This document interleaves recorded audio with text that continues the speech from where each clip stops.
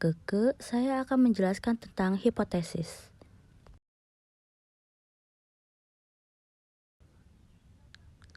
Apa itu hipotesis? Hipotesis adalah dugaan sementara terhadap suatu yang ingin kita teliti, tetapi ini belum tentu benar karena harus dibuktikan dulu lewat data.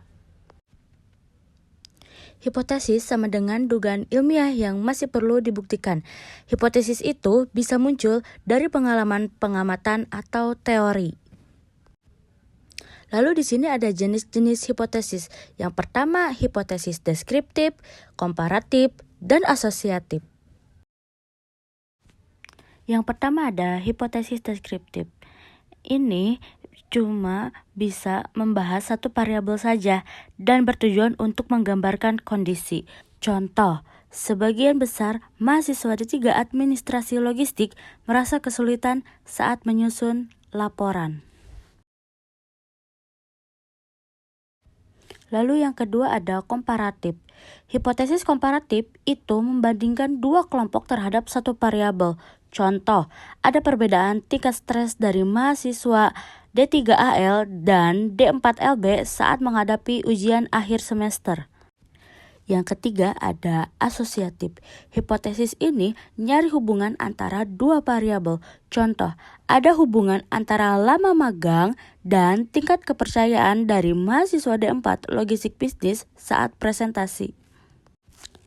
Oke, kesimpulannya itu adalah deskriptif hanya menggambarkan satu variabel, komparatif hanya membandingkan dua kelompok, dan asosiatif hanya mencari hubungan antar variabel. Sekian dan terima kasih. Hai semuanya, saya Hiti Nursanti. Di sini saya akan menjelaskan rumus cara menghitung koefisien korelasi atau disingkat dengan R. Rumus ini digunakan untuk mengetahui seberapa kuat hubungan antara dua data, yaitu data X dan data Y sebagai contohnya. Di sini terdapat rumus R sama dengan atau koefisien korelasi sama dengan. Di sini terdapat rumus untuk menjumlahkan semua data yang ada di X dan data Y yang kemudian dikalikan. Data-data tersebut dikalikan dari data pasangan pertama hingga data pasangan terakhir. Kemudian di bawah kita perlu menghitung dua akar kuadrat. Akar pertama, kita perlu menghitung akar dari jumlah kuadrat semua nilai dari data X. Kemudian untuk akar kedua, kita harus menghitung semua jumlah nilai kuadrat dari data nilai Y. Setelah itu, kita perlu membagi hasilnya dari nilai yang atas dibagi dengan hasil dari nilai yang bawah. Di sini terdapat contoh. Pada data X terdapat data atau nilai 1, 2, 4, 5, 7, 9, 10, dan 12. Sedangkan pada data Y terdapat nilai 2, 4, 5, 7, 8, 10, 12, dan 14. Kemudian kita perlu membuat tabel terlebih dahulu. Di sini terlihat tabel X, tabel Y, tabel X dikurang X bar, tabel Y dikurang X bar, tabel X kuadrat, Y kuadrat, X kali Y. Di sini kita perlu mencari terlebih dahulu X barnya. Rumus mencari X bar, kita perlu menjumlahkan semua data X dibagi dengan total data X. Di sini data X totalnya ada 50, sedangkan jumlah datanya ada 8. Jadi 50 dibagi 8 sama dengan 6,25. Nilai tersebut merupakan nilai dari X bar data X. Begitu juga dengan data Y. Kita perlu membaginya terlebih dahulu. 62 dibagi 8 sama dengan 7,75. 7,75 merupakan data Y bar dari data Y. Kemudian, untuk mencari X atau Y, yaitu rumusnya X dikurang X bar dan Y dikurang Y bar. Contohnya, 1 dikurang 6,25 sama dengan minus 2,5. Begitupun seterusnya.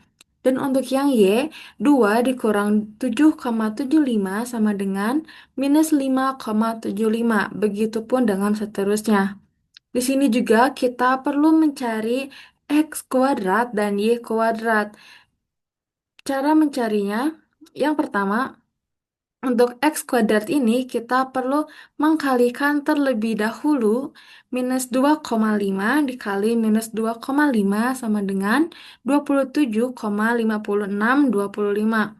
Begitu juga dengan yang Y. Kita harus mengkalikan terlebih dahulu dari minus 5,75 dikali minus 5,75 sama dengan hasilnya 33,0625.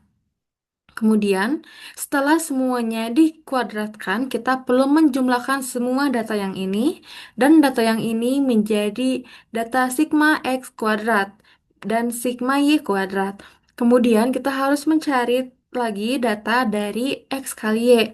Di sini kita mengkalikan antara pasangan pertama yaitu minus 5,25 dikali minus 5,75 sama dengan 30,1875. Begitupun seterusnya yang kemudian akan kita jumlahkan menjadi sigma XY dan hasilnya adalah 111,5. Di sini kita perlu memasukkan semua angka yang tadi ke dalam rumus. Pada rumus pertama, rumus yang atas ini kita memasukkan hasil perjumlahan dari X kali Y, yaitu 111,5. 111,5 per kita harus mencari sigma X kuadrat yang ada di sini. Di sini hasilnya tertera 107,5, maka kita tulis 107,5 di dalam akar. Begitu pula dengan sigma Y, di sini tertera hasilnya 117,5, lalu kita masukkan ke dalam akarnya. Lalu kita jumlahkan keseluruhannya, yaitu 111,5 dibagi akar dari 107,5 dikali 117,5, sama dengan hasilnya 0,99. Analisis regresi dalam statistika merupakan suatu metode yang digunakan untuk melihat hubungan antara dua variabel atau lebih.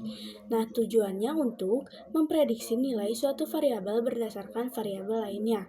Lalu, secara umum, hubungan antara dua variabel dapat bersifat positif, yaitu ketika X meningkat, Y pun akan ikut meningkat. Lalu, ada bersifat negatif juga, ketika X naik, maka Y akan menurun. Lalu ada juga bersifat tidak ada hubungan yang artinya perubahan pada X tidak akan mempengaruhi Y. Lalu ada rumus dasar regresi linear adalah Y sama dengan A tambah BX, di mana Y adalah suatu variabel dependen yang diprediksi, X adalah variabel independen, A adalah konstanta, dan B adalah koefisien regresi yang menunjukkan pengaruh X terhadap Y. Dengan regresi, kita bisa membuat model prediktif yang bermanfaat dalam pengambilan keputusan berbasis data. Pemahaman konsep ini sangat penting, terutama di bidang penelitian, bisnis, juga sains. Di sini saya mau jelasin cara pengujian hipotesis menggunakan pengujian korelasi, regresi, dan koefisien determinasi dengan data yang sudah ada. Jadi datanya itu seorang peneliti ingin mengetahui apakah terdapat hubungan antara jam belajar per minggu dengan nilai ujian statistik pada 30 siswa di sebuah sekolah dengan data sebagai berikut. Di sini kita lihat ada dua variabel. Yang pertama itu jam belajar dan yang kedua itu nilai ujian statistik. Nah, dengan 30 sampel atau 30 pengambilan dan 30 siswa, kita langsung saja masuk aplikasi SPSS-nya. Eh, ini dia. Di sini kita udah masukin juga ya variabel jam belajar dan variabel nilai ujian. Nah, kita masukin data yang tadi sesuai tabel. Jika sudah, kita langsung saja ke bagian analyze. Kita langsung regresi, pilih regresi dan choose linear. Nah, untuk di sini ada pilihan untuk bagian dependen dan independen. Nah, untuk bagian yang dependen kita masukin pada variabel jam belajar, sedangkan yang independen itu yang nilai ujian. Nah, jika sudah, kita cek ke bagian statistik. Kita checklist bagian R-square dan deskriptifnya. Nah, kalau sudah kita continue dan langsung oke. Nah, di sini kita didapatkan output dari hasilnya dari regresi statistik, korelasi, model summary, ANOVA, dan koefisien determinasi. Nah, gimana sih cara kita nentuin itu tuh koefisien determinasi, regresi, dan korelasi? Nah, untuk korelasi, kita tentuinnya dari sini. Nih, yang ini dia. Pearson korelasi nilai ujian 0,99 yang artinya korelasi terhadap jam belajar dengan nilai ujian tersebut itu sangat kuat. Nah, terus kita yang koefisien determinasi kita lihat dari S square-nya. Ini dia, yaitu 0,975. Dan yang terakhir kita mau mencari regresi itu di sini, sig ini 0,00. Sebentar.